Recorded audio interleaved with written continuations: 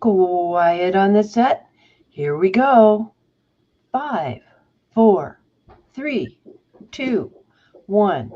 Hello, everybody. I'm Dear Myrtle, your not so retired friend in genealogy. Welcome to Mondays with Myrt, where we talk about anything and everything that's come across our Genia desk in the last week since last we met. And let me introduce you to our panelists for today. We have our guy in Germany. We'd have to remember to point that way. Frank's here. Thank All you, right. Frank. Maria's here to keep us marching along and up with the.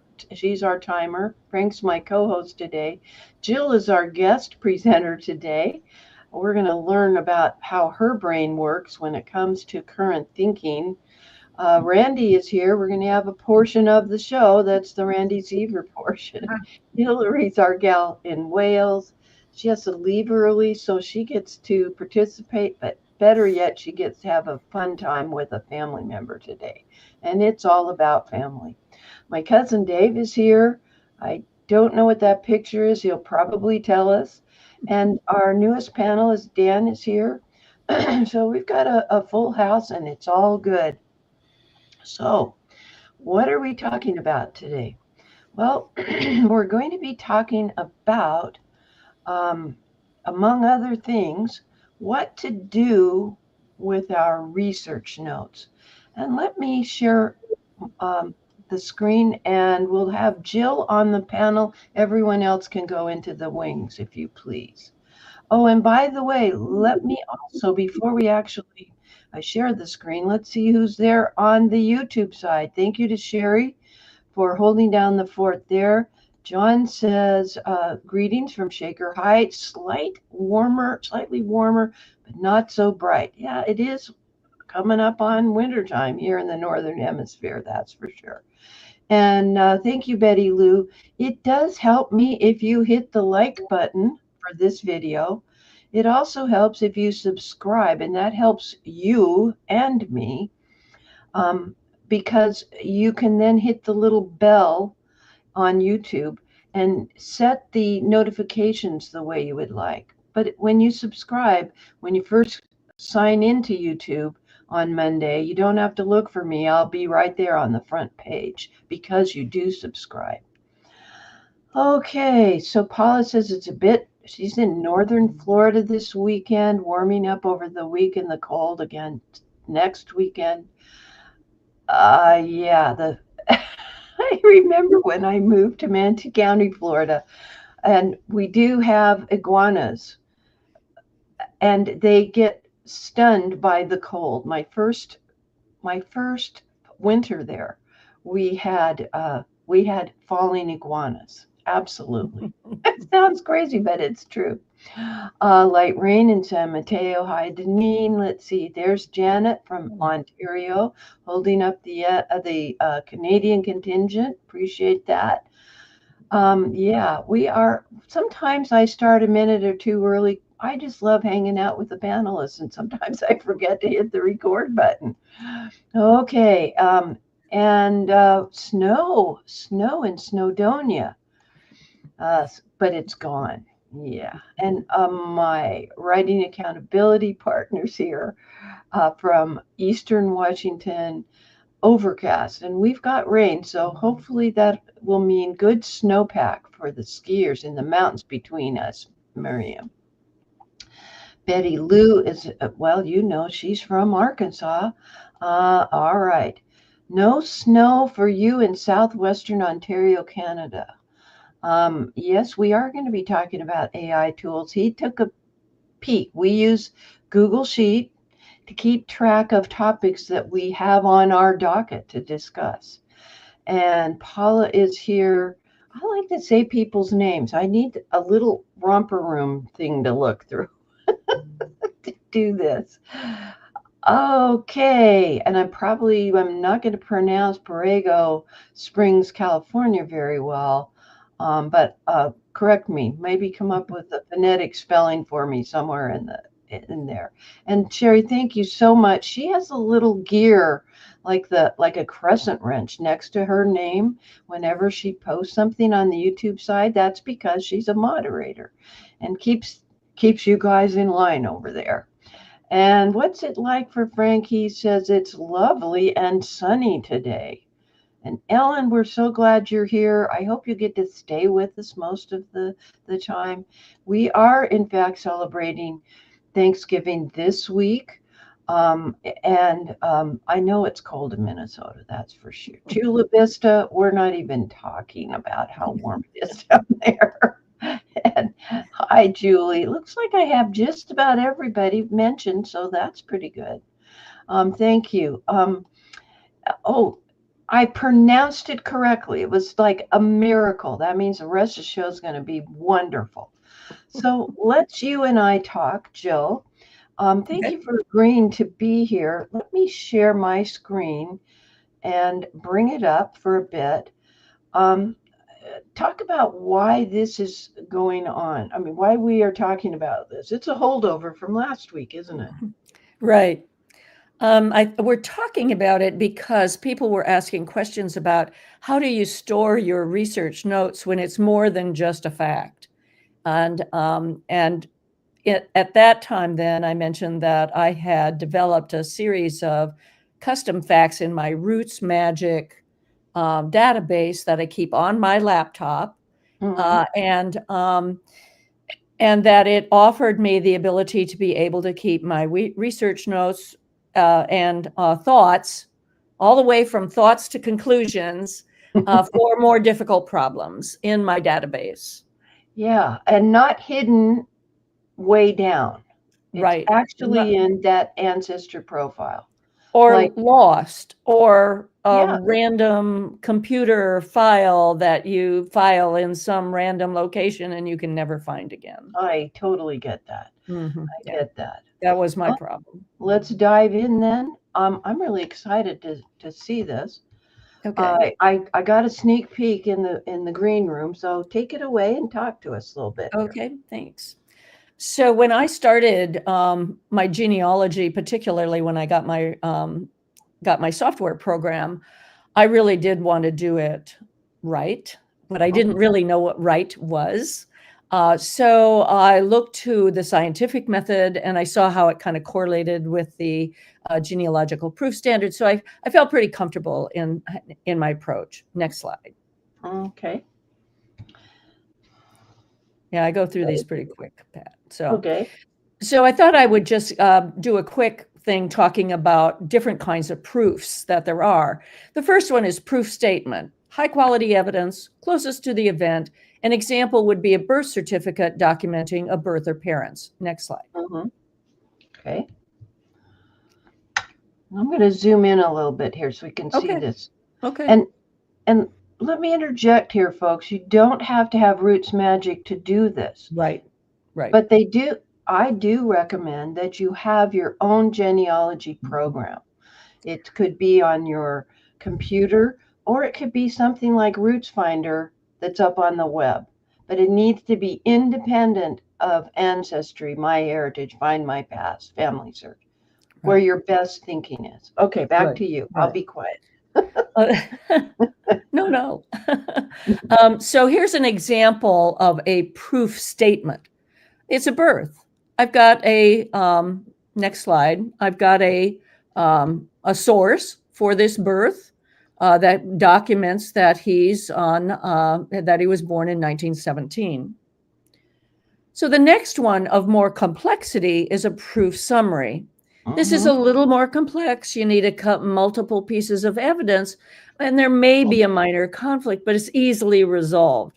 For example, you might not have a birth certificate, but you'd have multiple statements of the birth date in place without a conflict, and includes concussions. Oh, that's an interesting autocorrect. Sorry about that. It includes your conclusions, not your concussions. Okay, I hear you. You're human. Well, and this is important. Like, it could also be like a typo. Like, you could see somebody had inverted the letters in a name or something like that. Really easy. Yeah, or a death certificate that has unknown parents, and yet you know who the parents are. So it can be, something that, quote, is obvious, but it takes a couple of pieces to make sure, couple pieces of evidence to make sure you're comfortable. Totally get that. Okay. Next. Okay. All right. Okay. And here's an example. That same person of Martin Joseph Shannon here. And this one is a census for 1930. And in this, you can see, next slide, Okay. that I've got a note. So, no, go back. Okay. Is it, Sorry. there's usually a slight lag Oh, okay. between when I put it up. It could be as long as 18 seconds. Oh, okay. Okay. I'll be careful. Sorry. All right, Okay. great. So, so you can see here the little document that has the turned corner. That means that there's a memo here that is necessary to kind of explain this a little bit. Now, those pen points are all that I've got at least one citation for each one of those facts, which I'm rabid about. So I never give myself a break on not citing something. It's always got to be cited. So you can see my whole raft of little pen points. But here I'm also showing that I don't have memos for every one. But this one I do. And this is, let's describe what this screen is. This is the person view of Martin Joseph Joe Shannon. Right. And there he is, who his parents are. We normally see birth, marriage, death, maybe christening might be there, but these are different. Those are not normal field fact headings. Well, they kind of are for Roots Magic, I believe. I know that I've made a unique census fact for each year that there's a census. But this means that they aren't head of household. Okay. And so you don't get a head of household until you get a standalone census 1950, for example, which doesn't show here, unfortunately. Right. I get it. So if they didn't have Roots Magic that had certain facts like this, right, like generic relationship census, right, they could create a fact in their individual program. I don't know all programs, but I think that most have that sort of capacity. And I would definitely recommend that if it doesn't, that you look at another program. Yes, I totally agree, and I'm pretty familiar and with most genealogy programs, and you can, I know Family Tree Maker can do it, Legacy can do it, Reunions can do it, Family Historian can do it. I could just go through the whole list. That's an important comment here. So don't panic. But I also agree with Jill. If your program doesn't have the ability to create custom facts, you're going to want to look for one that does. Okay.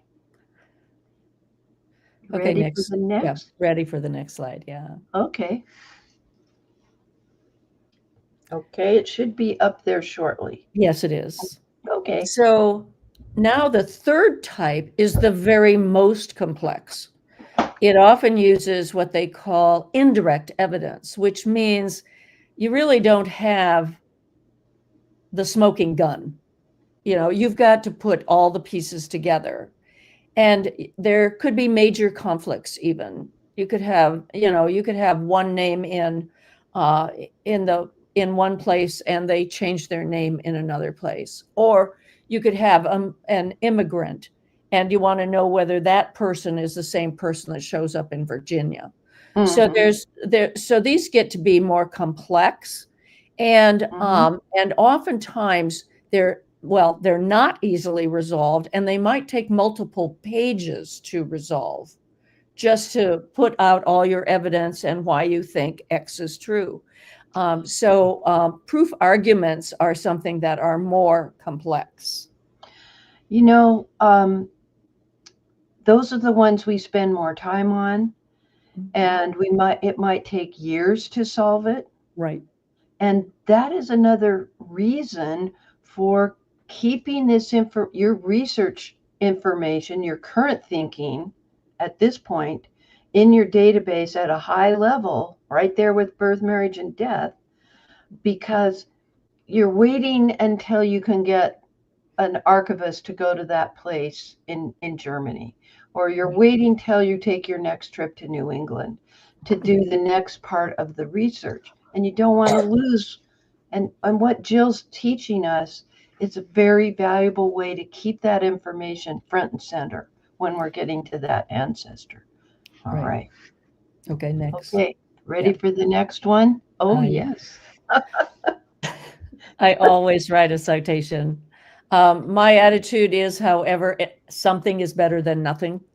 Yes. So, always write a citation, that sort of thing. Next. So Elizabeth's shown Mills page for this screen. Yeah, she did. I hear you. But I don't ascribe necessarily to her. Well, I do, but for first timers who are reluctant to do citations, I literally do say something is better than nothing, because then you'll start learning and you'll start improving those. So I do think that something is better than nothing. Yeah, and we learned in elementary school or primary school, as they call it in other countries, who, what, where, why, when, how. And don't worry about the semicolons or colons or periods or commas, etc. That's right. Yes. So I'm back here on Martin's page here. Yes. And I want to put in, and I want to start thinking about adding a custom fact of some kind, or adding a fact of some kind. Yes. And in this case, and if you go to the next slide. Sure. Okay, it's popped up. Hasn't popped up for me. There it is. Okay. Yeah. So in my case, in getting to the point of this discussion here, is that I have added a series of facts, custom facts, that I call RES for research. So they all cluster together. There's really not as many as you think, because one of these is for an individual, and the same thing then is for a family. I've got double the number so that it can be made easier in Roots Magic. But if you go to the next slide, Myrt, then we can get to easier to see what these are. Okay. So here's what I've got. I've got research note, and that's generic. It's just my concerns or issues. I've just landed here, and Martin Shannon, and I've already found 3 Martin Shannons. Okay, I got a concern here. Have I got the right Martin Shannon?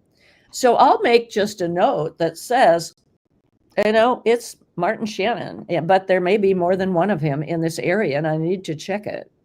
Figure it out. Yeah. Yeah. So I'm just making a note. I'm not going to spend a lot of time on Martin Shannon. And I want to move on to something else, but I just leave a note in it, and I make that a fact. And so when I see an RES with a note, I know right away that I need to read that first before I start working on Martin Shannon, because it's going to tell me something that I found out maybe 2 years ago. Maybe 2 years ago. So I'm at this point, it's just a concern or an issue. Have I checked to see whether or not there's multiple Martin Shannons or not in this area? Okay, that's what I use research notes for. Okay. I got another custom fact called research analysis. This one says, I've definitely got a problem. Okay, fast forward a year, I've definitely got a problem with Martin. He's definitely multiple Martins in this area. I'm going to state the problem. I'm going to say whether or not or why I think that, at least why I think that. When I searched for the 1930 census, 3 Martin Shannons showed up. So I'm going to say why I think that there's a problem, and I'm going to state the problem.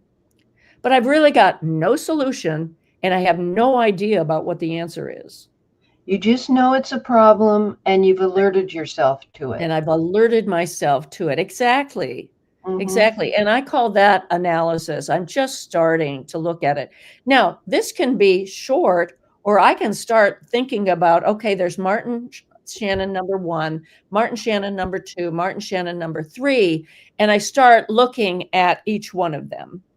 So that can also happen into research analysis. Research analysis can get pretty long.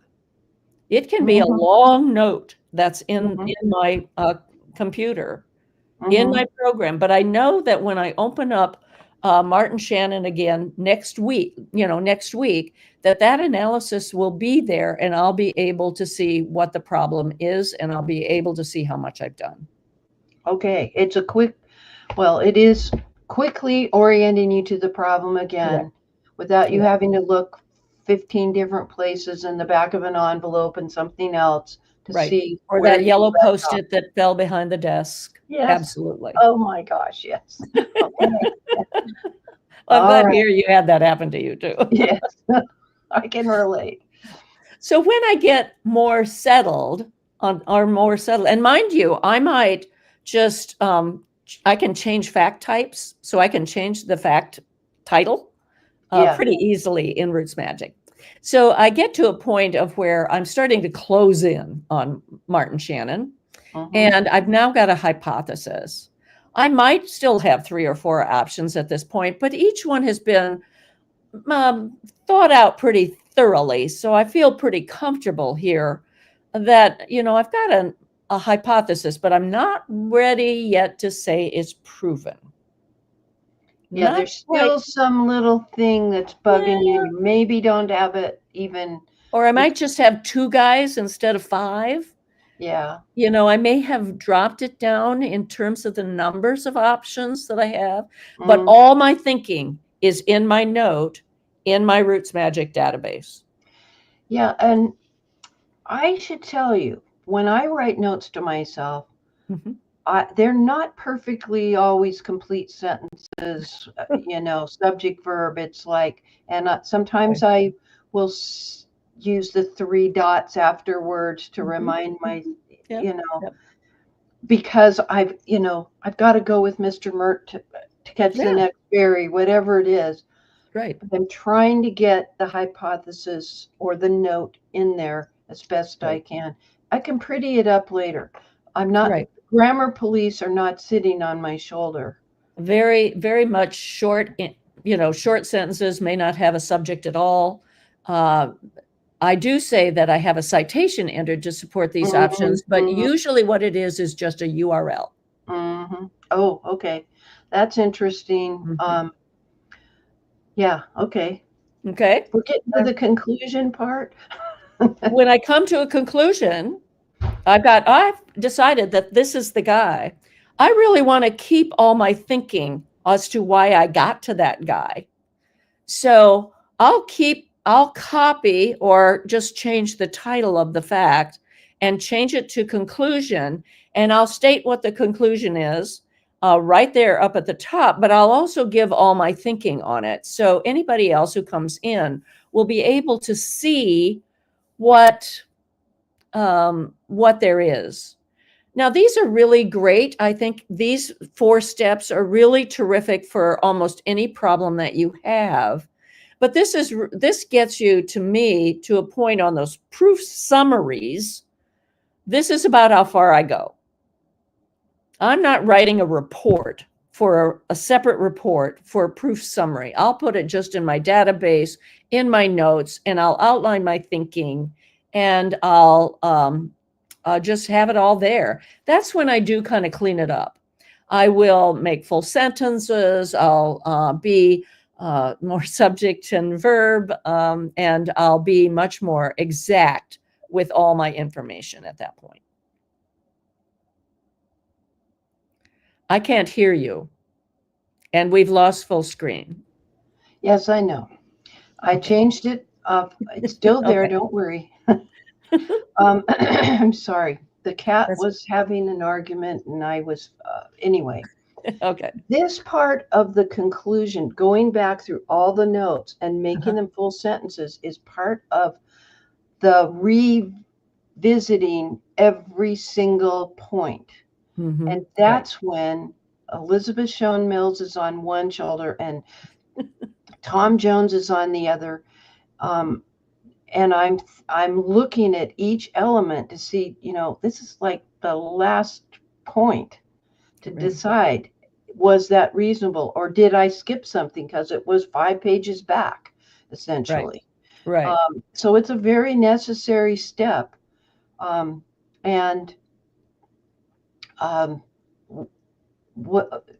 it's part of the process. And what the cat is driving me nuts. I will ignore the cat. I can do this, and we will go back to full screen.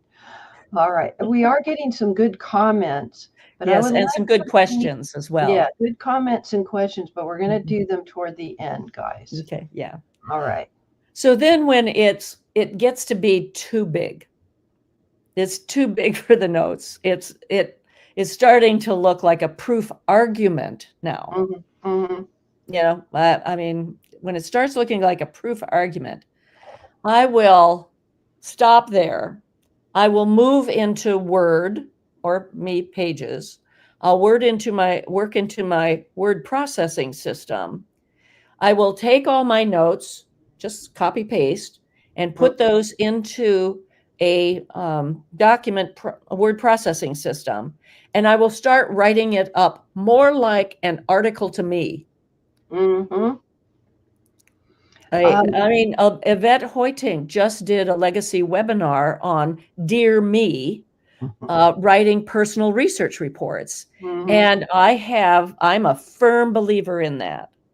When it starts getting to be too complex, put it into a research report. Where you are the client. Where I am the client. Yeah. This is often where it's not a conflict of direct evidence, but this is often a case where you've got to pull in the fan club, all the friends and associates and neighbors, and all of a sudden you're tracing a whole lot more people than just one guy and one question that is being resolved relatively simply. Okay. Are we ready? Yes. Okay. We didn't mention record not found. Oh, certainly. I mean, self-explanatory. Yeah. When I look in some place and I don't find it there, I'll list it here that's what I looked at. And I'm pretty specific about it because I want to know the year range that I looked at. And I also want to look at the variations of spelling that I used. And the reason that is when I go back to that, I want to see, oh, well, shoot, he wasn't born in 1815. He was born in 1850. And I should be looking in a different record set. Totally. So that's why I do that. Or the spelling of the name, I find another spelling of the name that's off the chart. And I go, oh, well, I probably should look at that. One thing to interject, and this is probably for just one person out there, maybe me. One of the challenges as a beginning researcher is we think we're looking at a complete record set. And we may not know the limitations of a record set.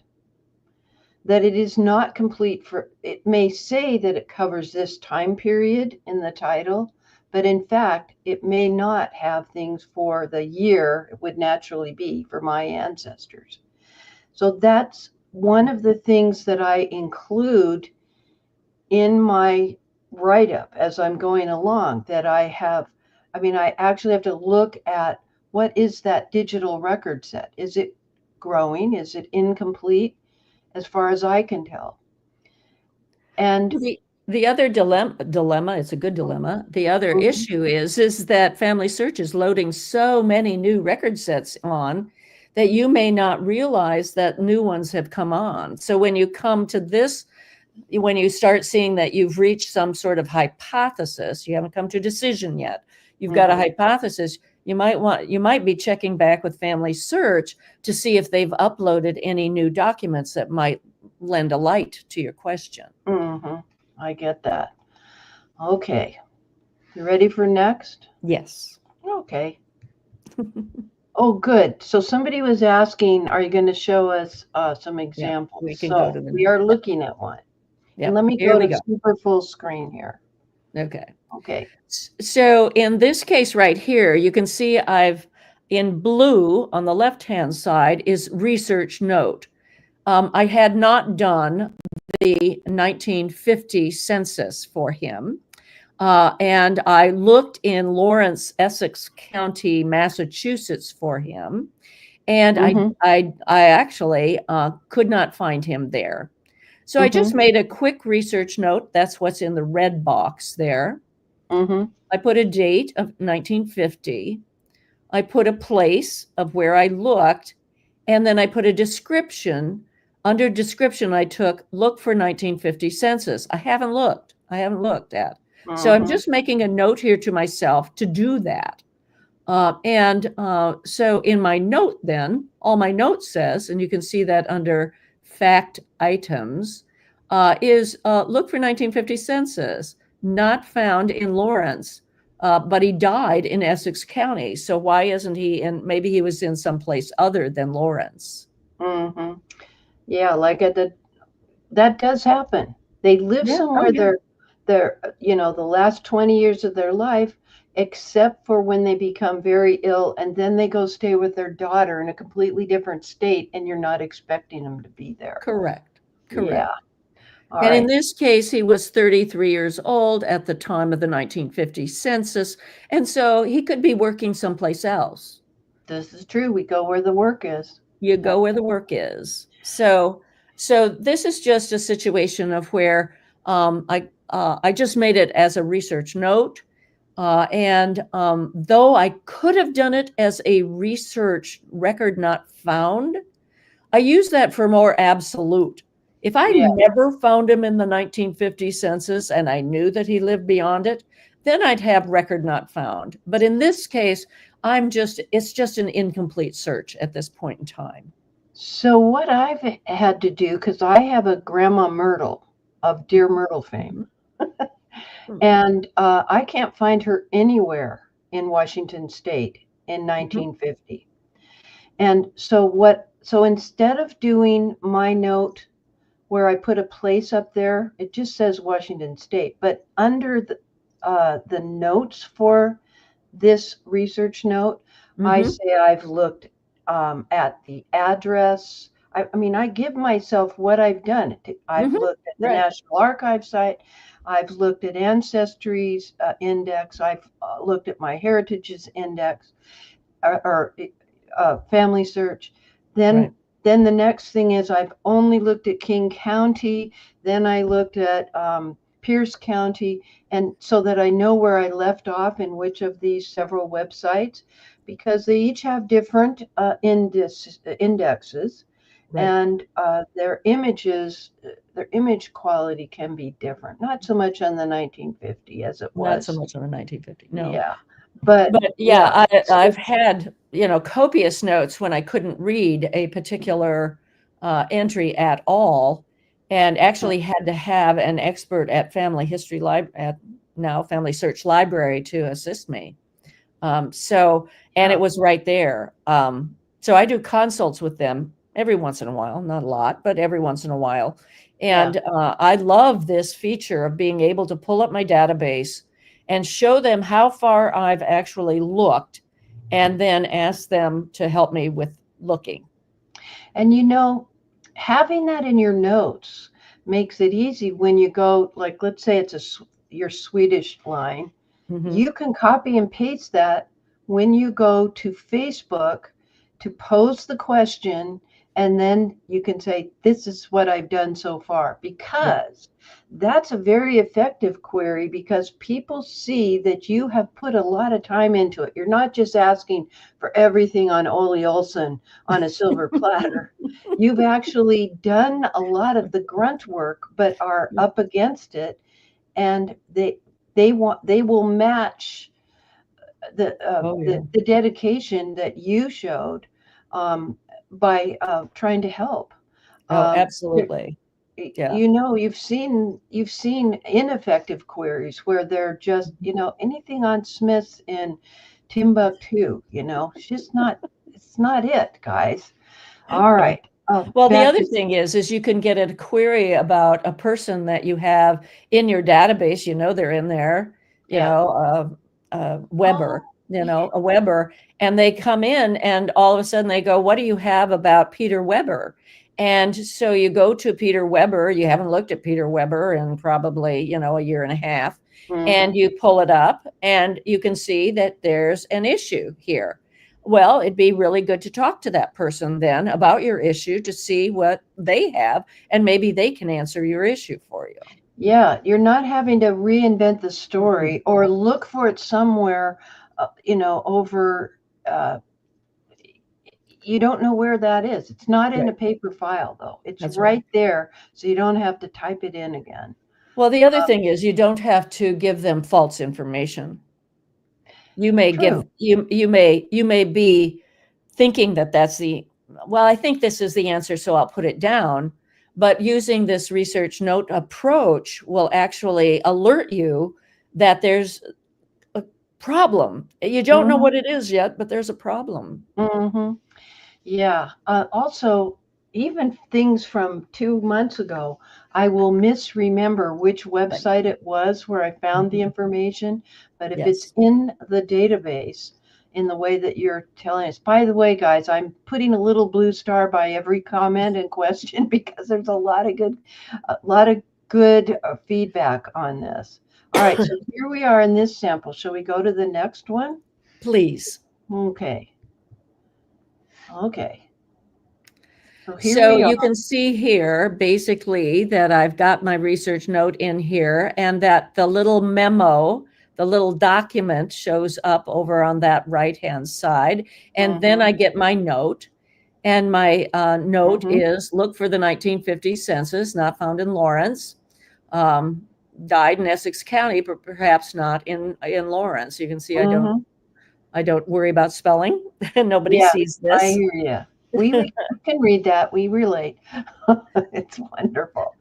So it's just getting the information down in terms of your current thinking so that when you go back to it, you can update it as you go. Yeah, and I would be adding the email address of the person that wrote to you and said, do you have anything on this guy? That's right. Oh, Because absolutely. you're going to Yep. be having a long-standing relationship. Right. Or usually it's on Facebook for a while before I give anybody a fellow researcher, Yeah. because Yeah. there are trolls out there. Yep. I don't want to give them my email. Okay.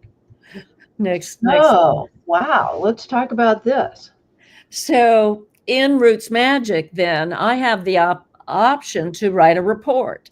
And this is different than Ancestry, of course, and World Tree, is that I can pull up all the individuals that have a research hypothesis fact, or all the individuals that have a research conclusion fact, or you get the idea here. And this happens to be my report of all those with a research hypothesis fact, and one of them is Joseph Beauchene. And Mr. Beauchene here, I have, the note says, I have a conflict. I have two different Josephs. So that has yet to be resolved, but it's sitting there. I can look at it. I can go back to any one of these and start working on it at any time.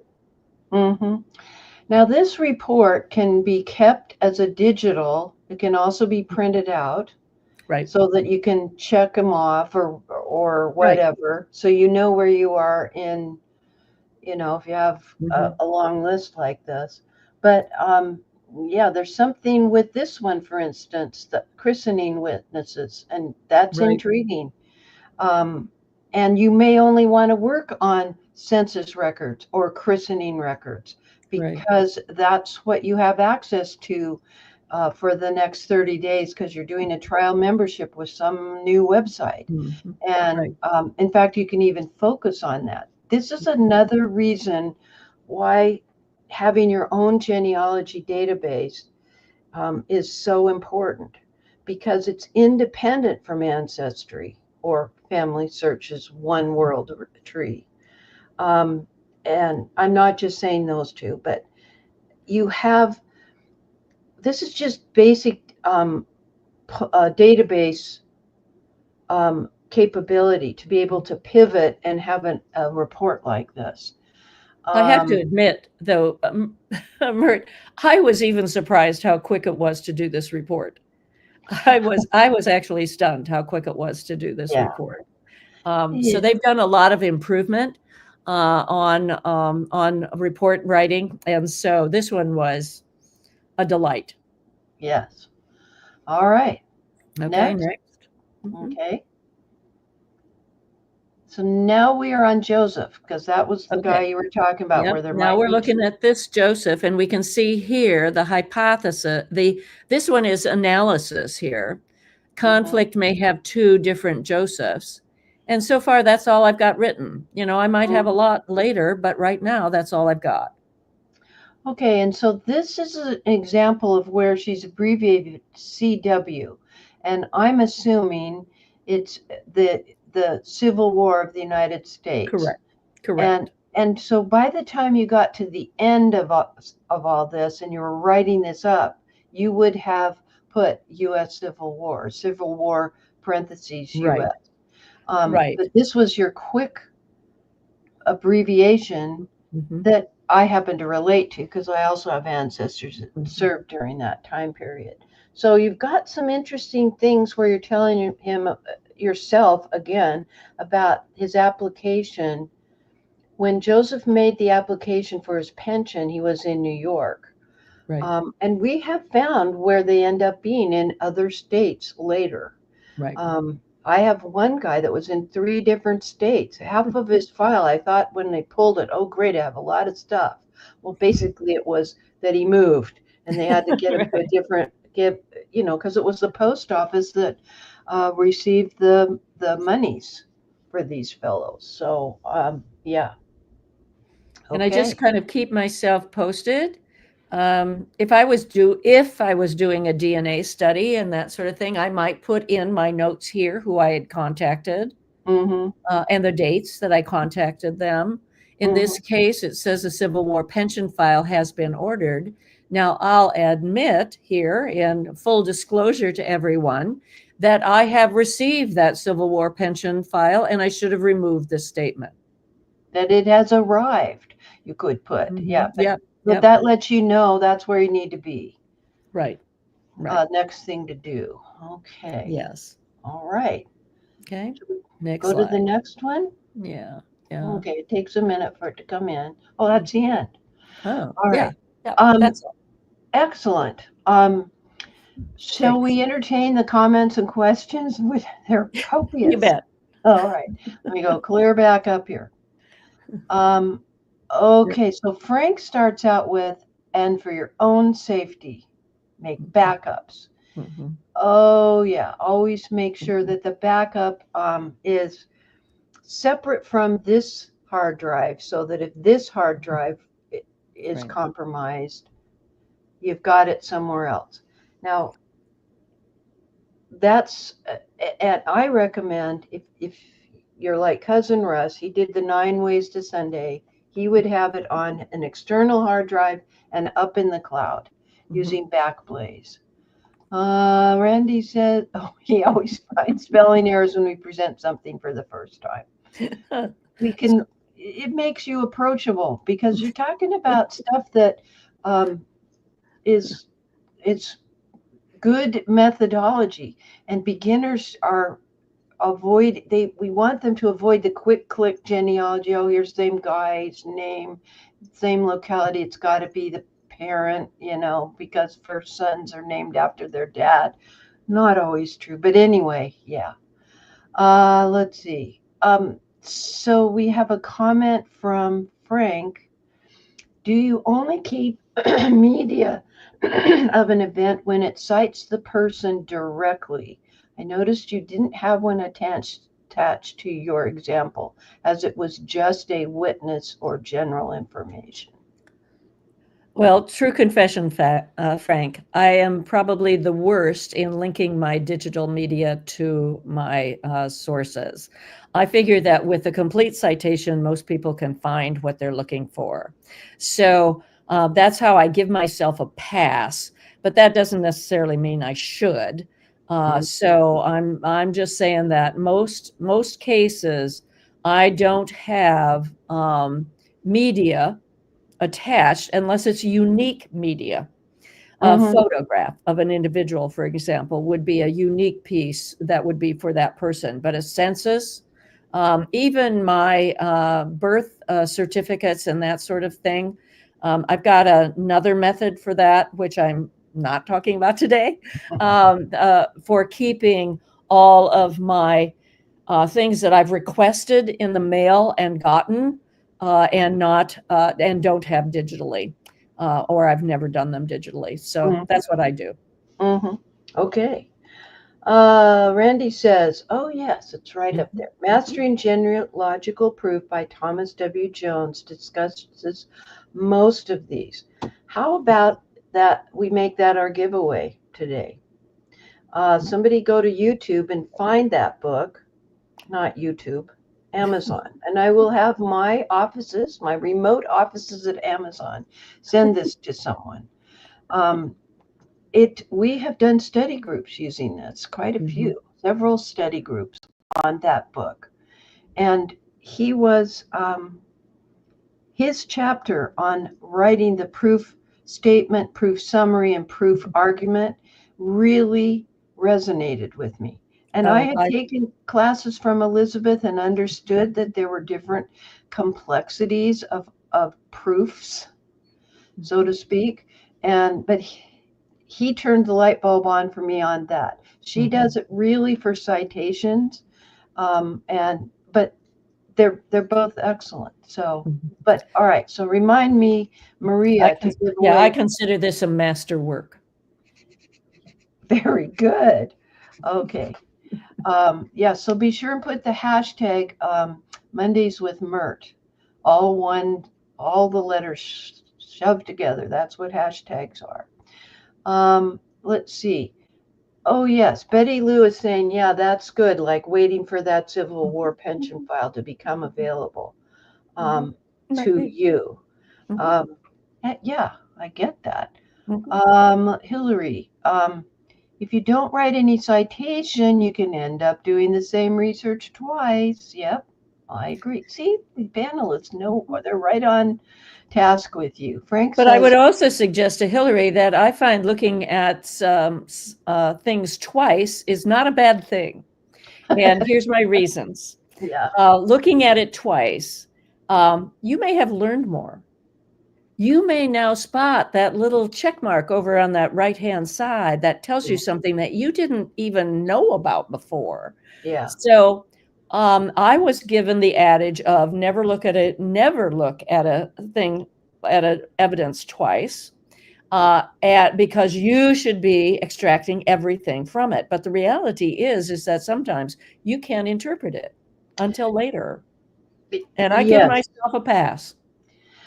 I can give an example of that. When you're looking at the research that I did in the early days was on microfilm, and we didn't have a reader printer. So you had to transcribe word for word. And it was Paul Froman's will. I think it was Paul Froman's will. And all of the children that he listed had two given names. Okay. So I went merrily along. And years later, when the record set was digitized, I could zoom in on those. Well, first of all, I wanted the document because it was already digitized. This was many years later. I mean, I really started in the dark ages. And what I discovered when I could zoom in and out was that because we had a problem with the number of children that was never resolved, it was because two of the daughters that we thought were one daughter were actually two daughters, because the paper and the microfilm had flecks on it, and I just assumed we were going along. John David, duh, duh, duh, duh, duh, duh. And then I assumed that those two names for a daughter, two female-ish names, were one person, when in fact they weren't, and it was strictly a transcription error on my part. And so again, there's a perfect example, real life, that we want to be able to take another look at it. So Frank says, also take notes on what you research if you found nothing. You don't want to know how often I've looked into the same books. Oh yeah, I've had that over New Jersey Archive publications. Yeah. Hi, Ellen. This is so helpful. She was just thinking how you keep track of things you find but are unconfirmed. Yeah, you're not yet convinced. So if you get the idea that I hate to do research reports that are half done or that sort of thing that are separate, or a research log, I hate to do those. And so this is one technique I use to be able to help me. Yeah. So in your notes, so this is Kathleen's question. How do you record negative search sources in your software? We've done indirect and direct evidence, but negative. So negative searches. So let's make sure we've got our vocabulary right. Yes. So we have negative findings or negative searches, which are you looked and didn't find anything. You looked and you didn't find anything. All right. Negative evidence is you looked, you found nothing, but it tells you something. So you have to think of it slightly differently. So my negative searches are in my record not found. Negative evidence is actually evidence then that goes into and gets built into that hypothesis or in my thinking, because it told me something about my guy. And maybe it told me that he moved, or maybe it told me that he died, because I work with Swedish tax records all the time. And so, they, after age 63, they're not taxed anymore. Okay. So if they're not taxed anymore, that means, and he was there when he was 62, he was there when he was 61, but he's not there when he was 63. That means he either aged out or died. There's two possibilities there. Yeah. Yep. So I'm getting it narrowed down. There's options. It told me something. So negative evidence gets built into that hypothesis. And it's up there, but negative search results are down there in records not found. Yeah. This is such a meaty discussion. It is. Yeah, these are all core basics of research. I'm glad you had that example of he didn't have to pay taxes. It's not just in Sweden where they can age out of having to pay taxes. I would suggest the most common thing we see is in a census record where we have kid, and then 2 years later another kid, and then 2 years later another kid, and then we have a 5-year gap. And then we see then we see a kid, and then 2 years later there's another kid, and 2 years later there's another kid. Well, that gap is negative evidence, because our options are, we can see it, we see that there's nothing there, but we can surmise that either the death of the first wife and there's a second wife, or there was some sort of a epidemic where it killed off the kids, or the guy was fighting in the Civil War and he was gone. So that gap tells you something. That's negative evidence.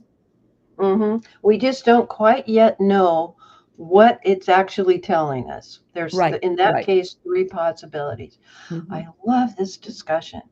Okay, let's get to these. Dan, another panelist, is saying a very structured way to organize your findings. Very impressive. And Hillary has given us a research. Well, I can't. All right, I'd have to pull that up. If you give me the link in the private chat, I can do that. If you could do that. If she's still here, because I can't copy and paste that from comments from YouTube because I'm not over there. Let's see. Deneen says, so timely. This week, she found FamilySearch had 4 different wives for her husband's great-grandfather. Great-grandfather. Great. None of them was the known mother of his grandfather. Yeah. Okay. Yeah, you've got to have a place to ferret this out, to put it down, and it's like a space. You create a space to discuss it with yourself. Right. All right. Consistency, Dan says, for him is so important. Storing research the same way every time, so it's at a predictable spot when he needs to go back.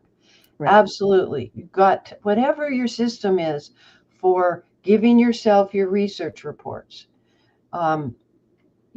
Be consistent and use it. Can't understate that or overstate that. Miriam says, oh, she's doing the hashtag. Yep. Jill, do you have a blog post or something about this? No, I don't, because I don't usually blog about that sort of stuff. Yeah. On my blog. I have a blog, but I don't usually blog about kind of what I call kind of technical stuff about a software program. So that's so what it is you'll come, if you wanted to share this with somebody, Betty Lou, just give them the link to this episode of Mondays with Myrt, and it was the first item after the introduction of panelists. Okay, let's see. But Betty Lou, you do give me an idea that maybe I should. Yeah. Okay, let's see. A lot of Mondays with Myrt. Hillary says she's gone back to things and found more information by looking at them again. Right. Sherry's saying something interesting. The online collections change, they get updated, so the record you were looking for suddenly appears in a subsequent search. Yes, my example for that is newspaper collections. They will say that they have a collection that includes this time period. And initially, and this is a process that one of the website folks told me, and I'm not going to tell you which one, because anyway, they will take like the first page of every single issue for that time period, and then later fill in. Now I think with modern technology where they can have the pages turn because air pushes them up and it turns over, I think it's faster. But you just don't know. Okay. Sally out there says, I found so much more evidence in the second, third, or even the fourth time I analyzed a record, because you're getting smarter every day. Every day. You're used to what the laws are in that particular area, not your area. And in that particular time period, not your time period. You're getting oriented or acclimated to that specific place. Betty Lou is saying, I have had a name change from looking at the record a second time. I assumed it was a C, but after doing additional research in the database, I realized it was a T instead of a C. And yeah, those capital T and capital C in cursive can be, yeah. Especially if you have a curvy T. Yeah, just wait till you get to the Swedish, because yeah. Okay, couple more comments. LB everything. Yeah. Yeah, you do. It isn't that we don't want to save the documents until we're sure it's our guy. Sometimes, and Frank brings this point up, that online documents can be taken offline due to archival, copyright, or other reasons. And an example of that are the marriage records for West Virginia. Initially, the contract was if it went through the FamilySearch indexing system, then for a certain period of time, the images were there. But then after that contract expired, the rest of it was that they could keep the index at FamilySearch, but the images, which FamilySearch digitized, belonged and were only then available at the West Virginia State Vital Records website, whatever it's called. And that does actually happen. Yeah. So, yeah. Repeat searches are great when they are intended. It's when it happens by accident and ignorance that it's frustrating. Yes. And then vital records collections get updated in the U.S. as the state laws allow. Cannot see births until after some point in time, like 75 years. So each year, the newly available are added. Yeah. And when we are searching for birth dates based on a death certificate, the death date is, that's signed off by the coroner or the doctor, but information about the birth date could be off 5 years or whatever. And so, that can be a big problem. All right. I think I've got through. Boy, that was a lot of comments. And this is probably there was one from Randy at the very beginning, and I just want to clear up something for him, that when I write a report for someone else, can I hide this information? And the answer is yes, I can. But they're not considered private notes. I just don't check that box. So I'm not, but there may be times when I want to check that box if I'm collaborating with someone. So I leave it as a choice. I have a couple of facts that I never ever copy that are kind of like family secrets that somebody's still alive and I don't want to, insult them by putting something online that they don't want to see. But these are variable, and sometimes I print them and sometimes I don't. Yeah, but you have that flexibility. Is what you're saying. Randy's making a good point. Yeah. There's not everybody wants to see all this stuff, and there's not everybody you want to have see all this stuff. Well, and sometimes I take it as far back as something in the grandmother's profile that the grandchildren, it isn't, she's long gone. And so, and maybe her daughter is even long gone, but the grandchildren, it may just be too sensitive. Right. And you have to make a judgment call. Of course, we always protect right to privacy. Right. I'm not sure, did I share this before? My brain is going fritzy today with the cat running around. I did exactly what Jill says when I started in 1989, especially when I had to figure out which Frederick Schmidt out of 6 was mine in the same place. Each step of the way, cool to see it 35 years later. Yeah. And that's true. When you've got a grandpa named Frederick and he has 13 children, you can bet that among all those children who love their father, they're going to name a male child Frederick. So you are going to, and if they didn't move yet, they happen to stay in pretty much the same area, you're going to end up with a lot of Frederick Schmidts that are the same age as the grandchild you're working on. And you have to ferret out. And that's where the fan club comes in, where we deal with the friends, associates, neighbors, who are the witnesses, who are the godparents. It's pretty amazing. Well, I think Valerie makes a good point there also, is that, you might be 2 years, 5 years later, and you'll go and you'll look at it and you'll go, oh, I wonder why I decided that Frederick Schmidt was the right one. And to have all your notes there can refresh your memory so much easier. It's not just a question of picking it up and solving it, working on it sequentially, though that worked, but that you can actually see your thought process then and see if it's still valid. So you have an opportunity to determine whether or not you did you did a good job or not, or pat Yeah, yourself on the back because you did. yeah.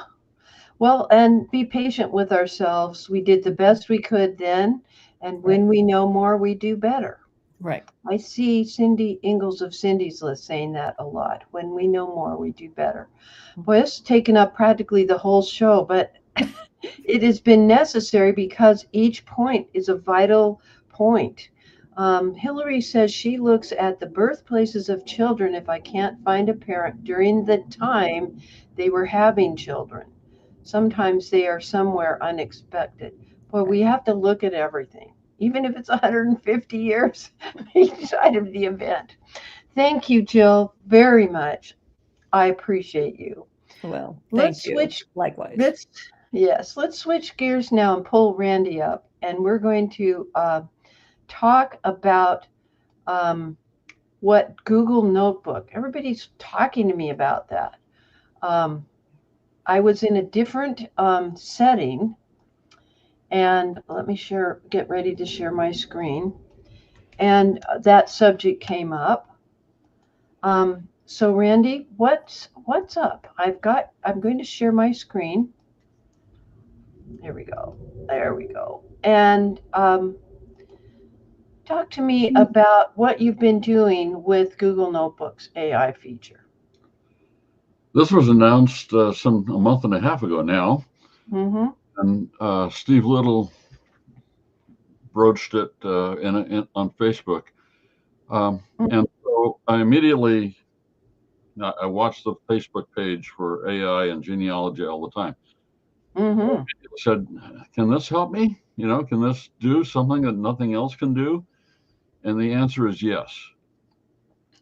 So what you Okay. end up doing is uploading a document. It can be a short document, it can be a long document, it could be several documents. And so you upload a document, and if you show the first slide, You bet. Let me zoom in on this. Then I'll try to. it almost immediately.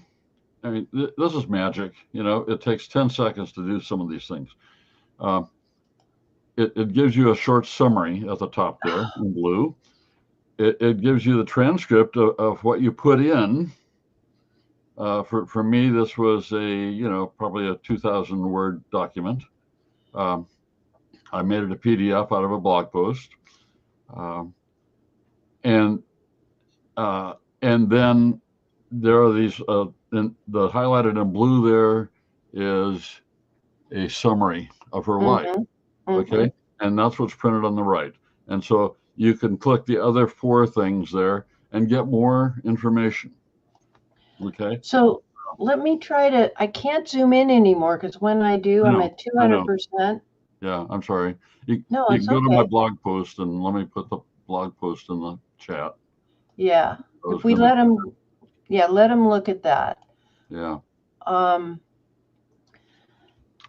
Because these are. Yeah. So then, and I know we don't have a whole lot of time. No, it's fine. And then you can chat. Okay. So there's a chat box at the bottom there. There's also links to close the chat, and there's a link to Notebook Guide. And so we'll look at Notebook Guide in a minute, but it suggests items that you could chat with based on what it already has said. And you can save all these notes. So go to the next slide, and you'll see a little more. I think that's where we were. Oh, I chatted. Okay. Yeah. I asked a question. Okay, next slide. Okay. There we go. Yeah. And here, it still has the stuff on the left. You can minimize it if you want to. But now all those notes that I wrote, I saved them, and all the summary, all those other things, I saved them, and they all appear in a note on this page in the background. In the foreground is the notebook guide, and there's more things to do. You can create a study guide for teachers to do for students to work with, like Mm-hmm. you can write a table of contents or make a timeline or a briefing document. Okay, the briefing document is really good.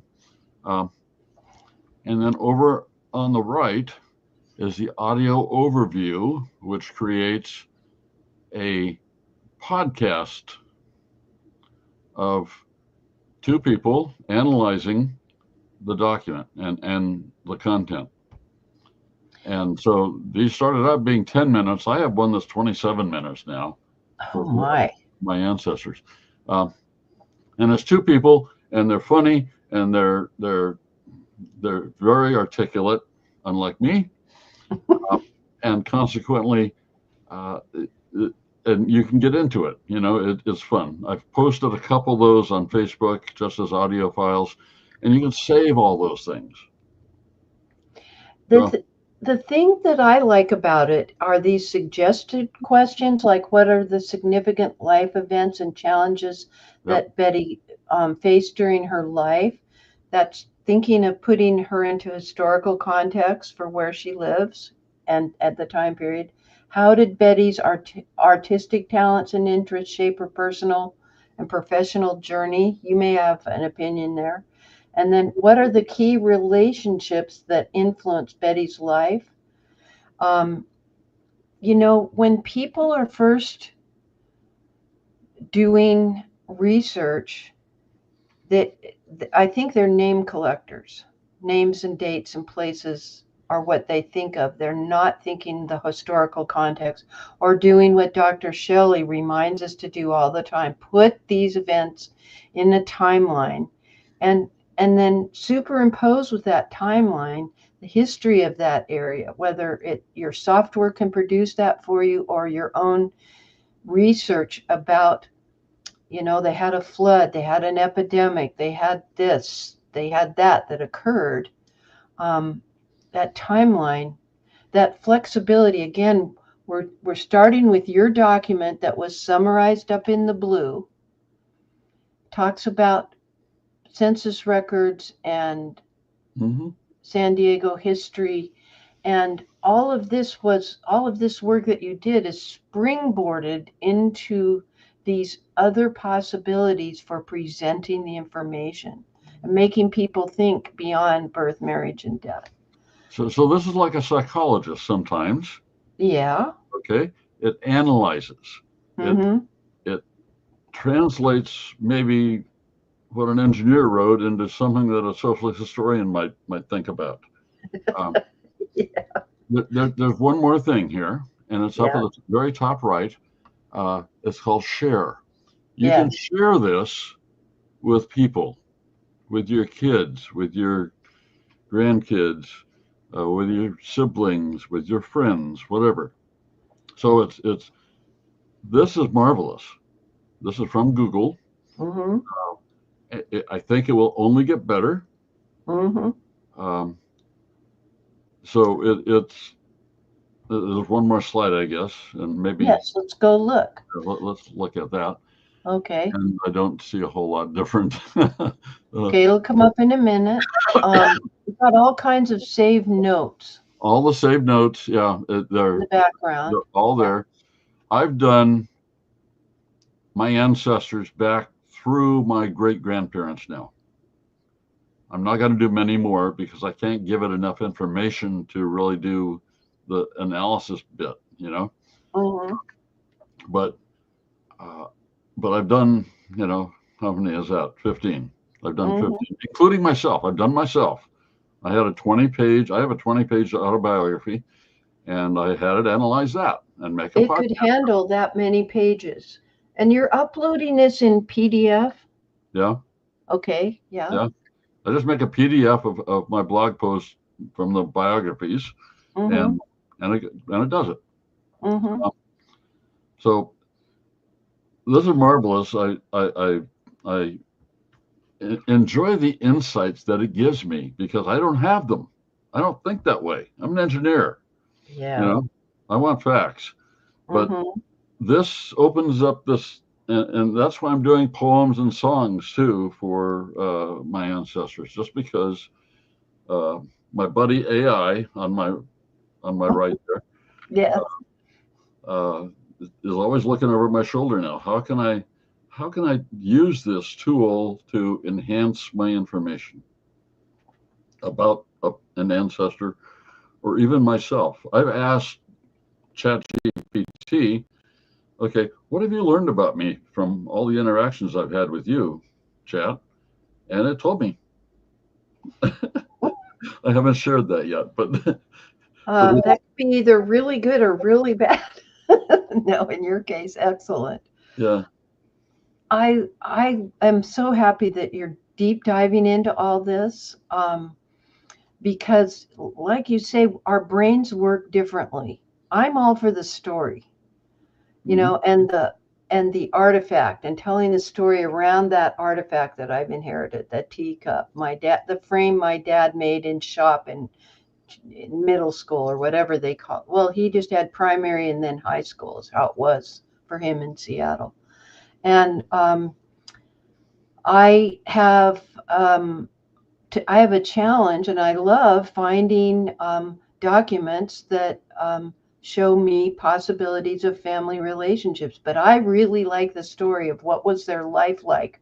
I have people in Nebraska, in in a sod house. I can't even imagine. I have a hard time with bugs. Mr. Myrt will tell you that. Um, so it brings this expands, as you say, your viewpoint as an engineer to more of this. This, I think, one of what we're looking at now, the Betty Carringer write up. Let me share the screen again. The audio that's come up. What are the voices like to you?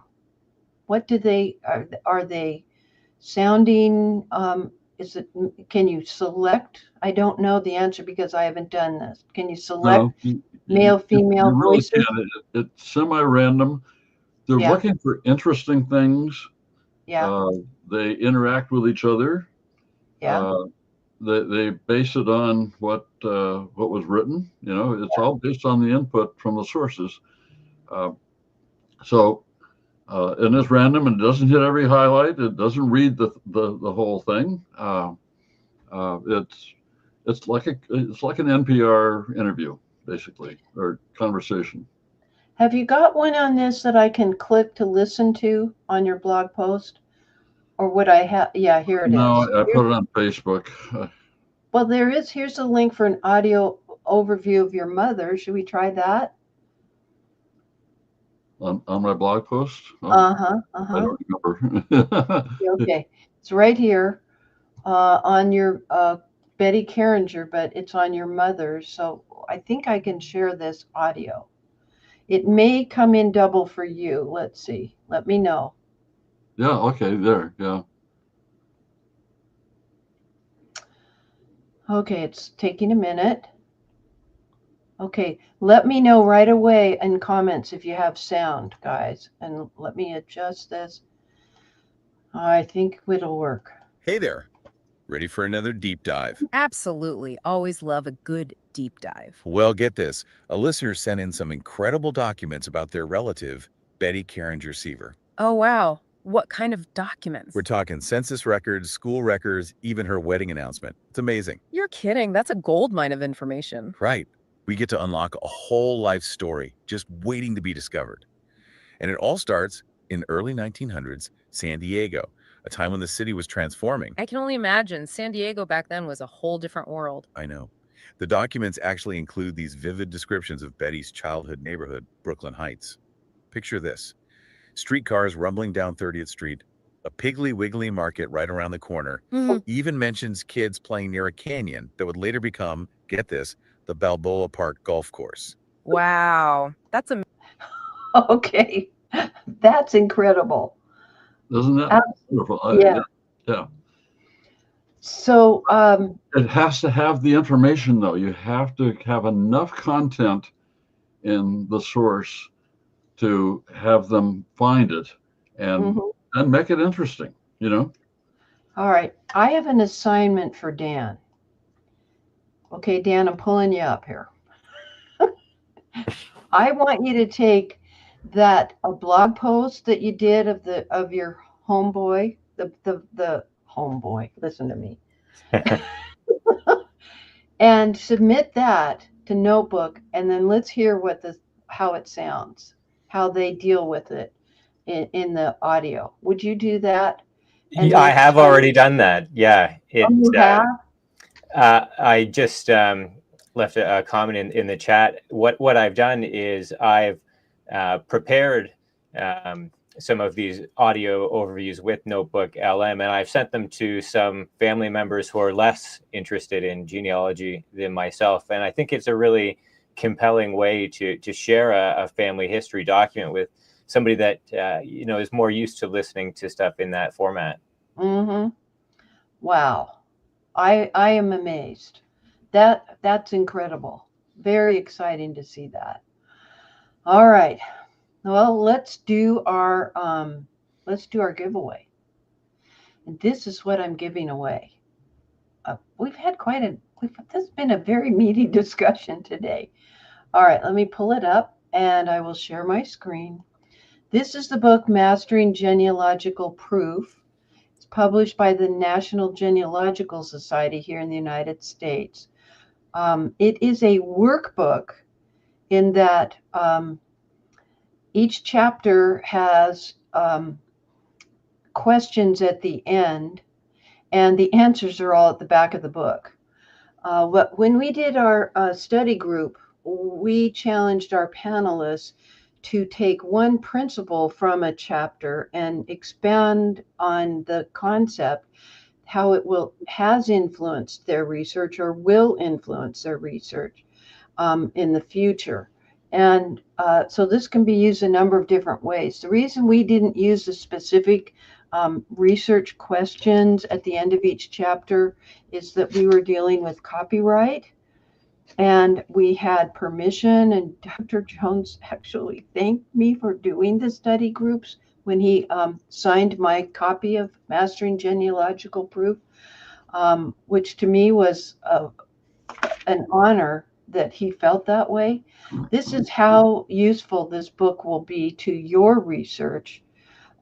Remember, chapter 7 is the one on how to write a proof statement, proof summary, or the most difficult proof argument. Now, let me pull up the giveaway tool. And so far, I have 12 of you who have typed in the hashtag Mondays with Myrt. So let's see if we can get any more before I actually hit the button. Let's see, this is how I do it. I just lost where we were. And it was match Mondays with Myrt. Now you know how I set it up. Okay, I only have 10. That was awful. So type it in again. If you just did recently, I must have lost them. Yeah.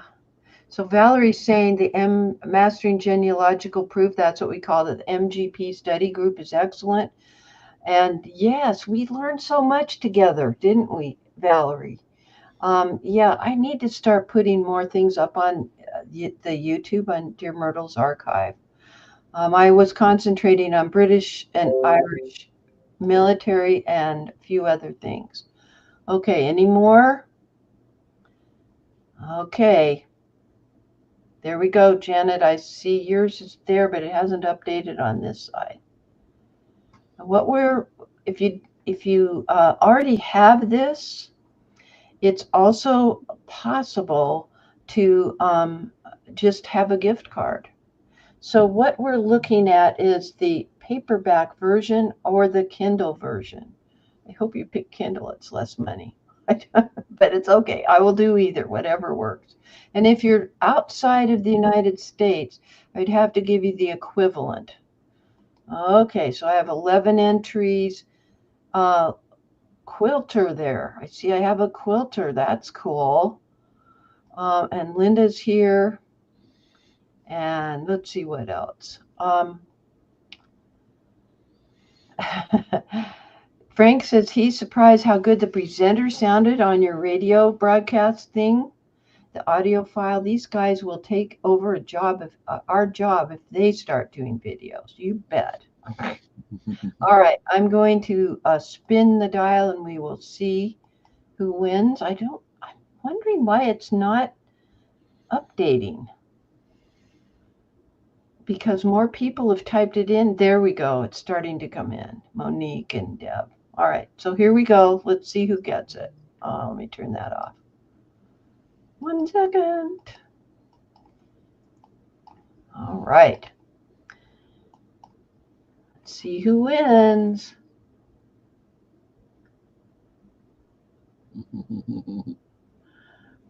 Frank. Oh, no, it's Doris. Okay. Frank almost got it, Frank. Darn it all. But I'm really happy for Doris. Okay, Doris, please write to dearmyrtle@gmail.com. Let me give you the, let me type it out so you can just copy and paste it.